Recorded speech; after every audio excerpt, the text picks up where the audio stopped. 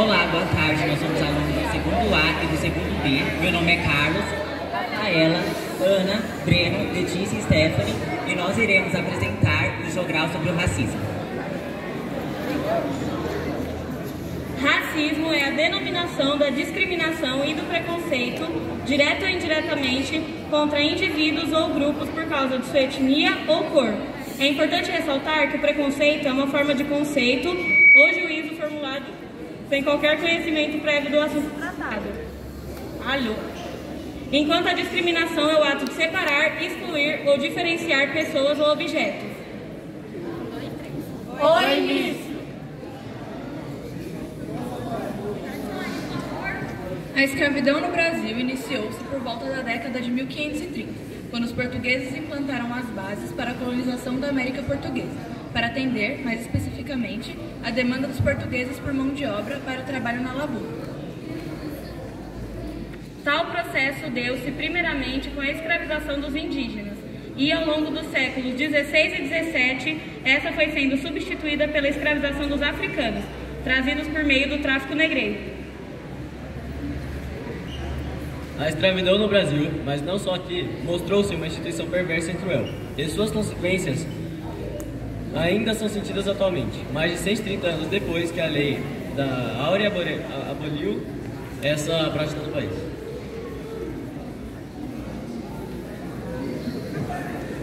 A violência e a discriminação que os negros sofrem atualmente são reflexos diretos de um país que se construiu por meio da normalização do preconceito e da violência para com esse grupo.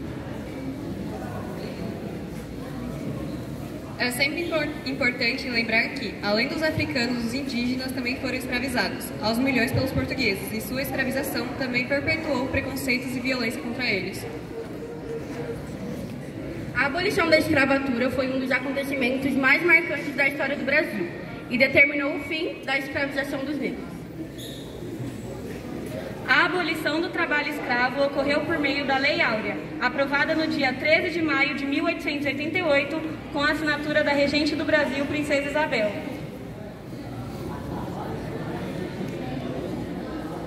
A abolição da escravatura foi a conclusão de uma campanha popular que pressionou o Império para que a instituição da escravidão fosse abolida de nosso país. A abolição da escravidão foi um tema que atravessou o debate político no Brasil durante o século XIX. Em 1850, em decorrência da pressão dos ingleses, foi aprovada no Brasil a Lei Eusébio de Queiroz, lei que proibia o tráfico negreiro. Grandes nomes do abolicionismo brasileiro foram Luiz Gama, André Rebouças e José do Patrocínio. A Confederação Abolicionista foi a maior associação abolicionista do país e organizou ações pela causa no Brasil.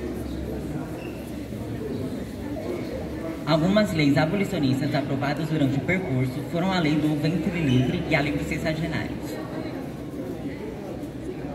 Os movimentos abolicionistas organizavam-se de diversas formas, como divulgando panfletos, organizando conferências, etc. Os escravos também resistiram, organizando fugas e revoltando-se contra seus senhores. A abolição aconteceu em 13 de maio de 1888, quando a Lei Áurea foi assinada pela Princesa Isabel. Tipos de racismo, preconceito e discriminação racial ou crime de ódio racial. Na forma direta de racismo, um indivíduo ou grupo manifesta-se de forma violenta física ou verbalmente contra outros indivíduos ou grupos, por conta da etnia, raça ou cor, bem como nega acesso a serviços básicos ou não e a locais pelos mesmos motivos. Nesse caso, a Lei 7.316 de 1989 do Código Penal Brasileiro prevê punições a quem praticar tal crime. Racismo institucional.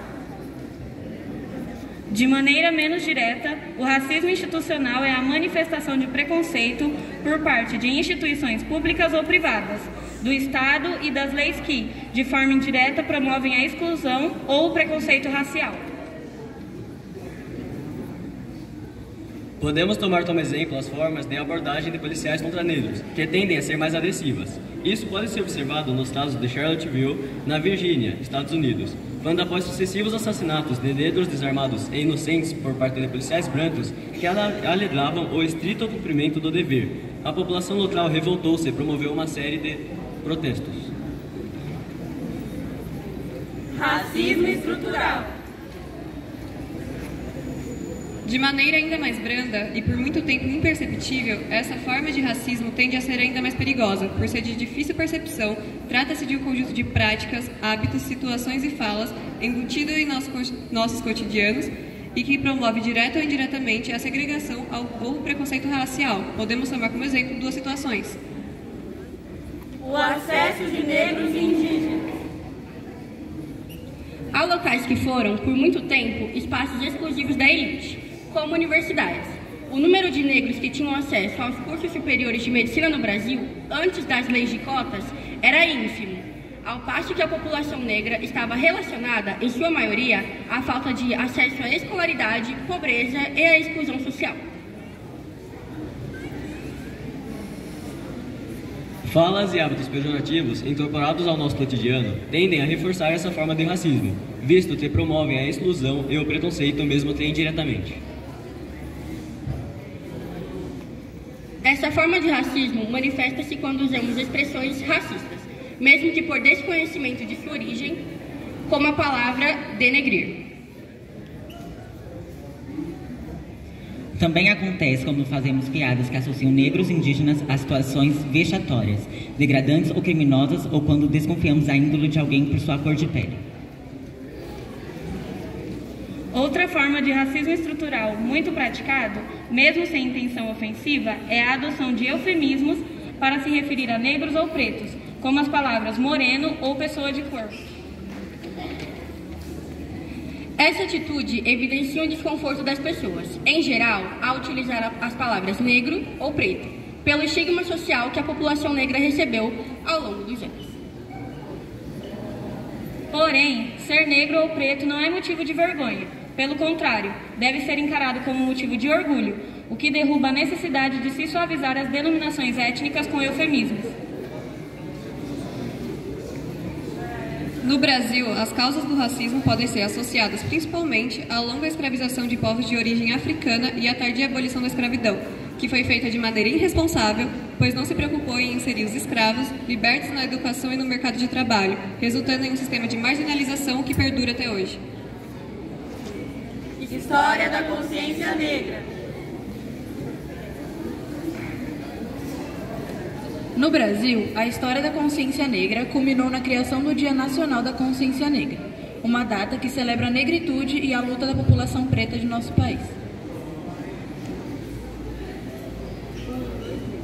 No entanto, a história por trás disso é mais longa. Ainda no século XIX, negros alforriados e seus filhos, muitos dos quais tiveram a oportunidade de estudar, como o advogado e jornalista Luiz Gama, o patrono da abolição da escravatura no Brasil, impulsionaram o movimento abolicista, que advogava pelo fim da escravidão em nosso país. Intelectuais e políticos brancos também endossaram o movimento. No dia 13 de maio de 1888, não conseguindo mais resistir à pressão da interna do movimento abolicionista e nem à pressão externa promovida principalmente pela Inglaterra, a princesa Isabel assinou a Lei Áurea, abolindo a escravatura em nosso país. A trajetória dos escravos libertos não foi fácil. Eles não tiveram direito à terra nem a qualquer tipo de indenização.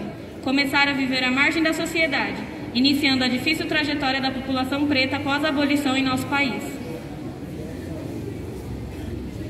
Mesmo compondo uma comunidade em sua maioria pobre e marginalizada, a cultura negra, com suas raízes africanas, continuou se desenvolvendo.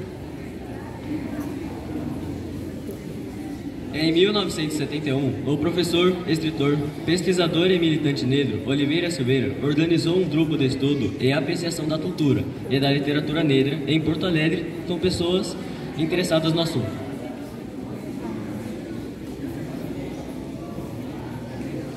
O grupo propôs a criação de uma data comemorativa que simbolizasse a união e a luta do povo negro.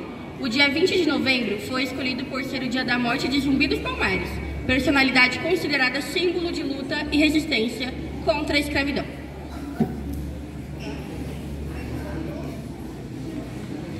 O grupo sofreu certa perseguição, pois, na ocasião de seu nascimento, o Brasil vivia o auge dos chamados anos de chumbo da ditadura militar. No entanto, os movimentos sociais que atuavam em defesa da população negra cresciam cada vez mais em nosso país. Em 1988 foi promulgada a atual Constituição Federal de nosso país, apelidada pelo deputado Ulisses Guimarães como Constituição Cidadã. Ela recebeu esse carinhoso apelido por ser resultado de uma intensa consulta popular de vários setores da sociedade, representados por deputados e por movimentos sociais que puderam participar das sessões de criação e votação do texto constitucional. Um dos princípios estabelecidos na Constituição é a igualdade e o veto à discriminação por qualquer motivo, inclusive racial. Em 1989, foi promulgada a Lei nº 7.716, de 5 de janeiro de 1989, que dispõe contra o preconceito racial, tornando a discriminação racial, de cor, de religião ou nacionalidade um crime passível de punição penal.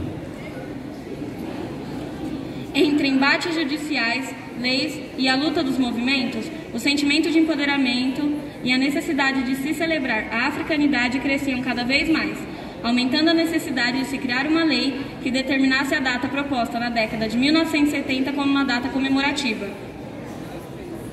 20 de novembro. Viva o Dia da Igualdade da Humanidade sem Raça.